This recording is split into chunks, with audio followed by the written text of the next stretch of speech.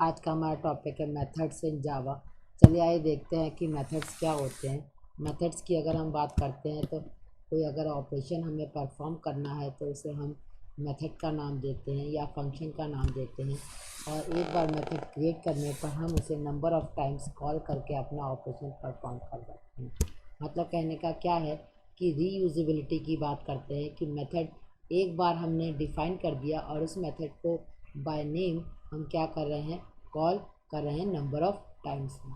इससे क्या होता है, हमारा टाइम भी सेव होगा और लेस नंबर ऑफ़ इंस्ट्रक्शंस भी होंगे।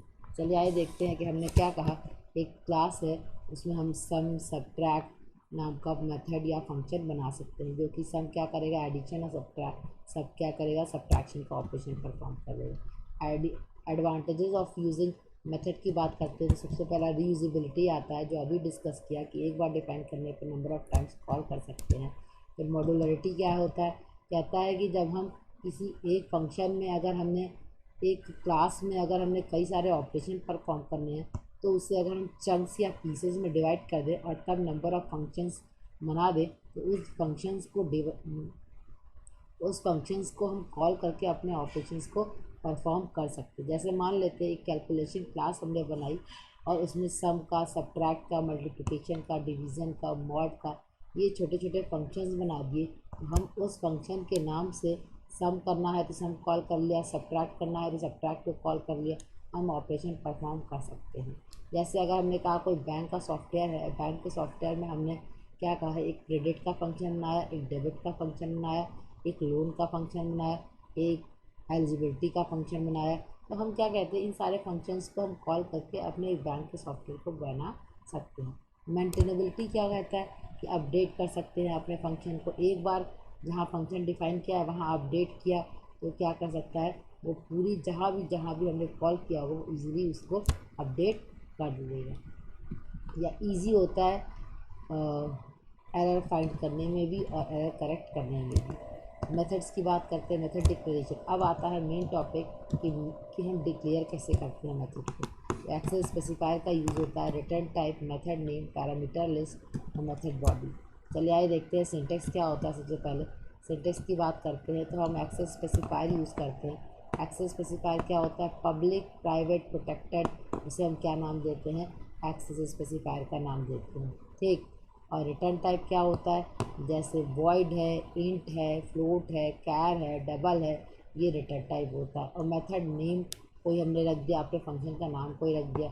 और पैरामीटर लिस्ट क्या होती है, कोई आर्गूमेंट अगर हम पास कर रहे हैं, उसमें वैल्यूज़ पास कर रहे हैं with data name, data type और वेरिएबल नेम, इसे पैरामीटर लिस्ट का नाम देते हैं। और फिर करली ब्रैकेट स्टार्ट होता है और मेथड बॉडी का हम लिखते हैं। जैसे हमने एग्जांपल माना, एग्जांपल क्या है, एग्जाम्पल वन, पब्लिक। पब्लिक क्या है, एक्सेस स्पेसिफायर। वॉइड क्या है, रिटर्न टाइप। मल्टीप्लिकेशन क्या है, मेथड नेम। और इंट एक्स और इंट वाई क्या है, पैरामीटर्स है। ठीक। तो इसका ऑपरेशन क्या है, मल्टीप्लिकेशन क्या करेगा, इंटू जेड डिक्लेयर किया, एक्स इंटू वाई करेगा, system dot out print L N से इसने जेड को डिस्प्ले कर दिया। दूसरा एग्जाम्पल लेते हैं। हमने क्या कहा कि पब्लिक इंट सम। अभी हमने क्या, पब्लिक क्या है, एक्सेस स्पेसिफायर, और इंट क्या है, इंट हमारा रिटर्न टाइप है। अच्छा, वॉइड के अलावा अगर हम कोई भी रिटर्न टाइप यूज़ करेंगे तो हम वैल्यू को रिटर्न कराएंगे। मतलब रिटर्न सी हमने लिखा है तो उसे रिटर्न कराना पड़ेगा। अगर हम वॉइड के अलावा इंट, फ्लोट, कैर, डबल अगर हम यूज़ करते हैं तो हमने क्या लिखा, इंट सम, सम का फंक्शन नाम बनाया और इंट ए और बी हमने पास किया। इंट सी क्या कह रहा है, C equal to A plus B और रिटर्न सी कर रहा है। ठीक। अच्छा, एक्सेस स्पेसिफायर क्या होता है, एक्सेस स्पेसिफायर की बात करते हैं तो पब्लिक, प्राइवेट, प्रोटेक्टेड और डिफ़ॉल्ट कहते हैं। पब्लिक, प्रोटेक्टेड और default can be access in the out can be access outside the class, लेकिन private within the class और प्राइवेट और आउटसाइड द क्लास दोनों एक्सेस हो सकता है। लेकिन प्राइवेट ऐसा एक्सेस स्पेसिफायर है जो कि विद इन अ क्लास ही केवल एक्सेस होता है और आउटसाइड द क्लास एक्सेस नहीं कर सकते हैं। ठीक। बेटा इसको हम लोग आगे एक वीडियो बनाकर देखेंगे कि क्या होता है एक्सेस स्पेसिफायर।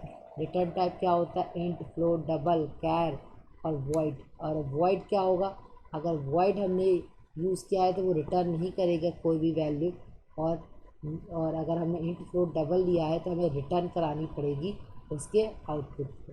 ठीक, फिर जैसे रिटर्न सी किया था पिछले प्रोग्राम में, फिर मेथड का नाम डालेंगे according to the user requirement. फिर पैरामीटर लिस्ट होगा, ब्रैकेट में जो वेरिएबल्स होंगे, जो पैरामीटर्स होंगे डेटा टाइप के साथ, वेरिएबल नेम के साथ डिक्लेयर करेंगे। फिर मेथड नेम, मेथड बॉडी डालेंगे जो ऑपरेशन परफॉर्म करना है।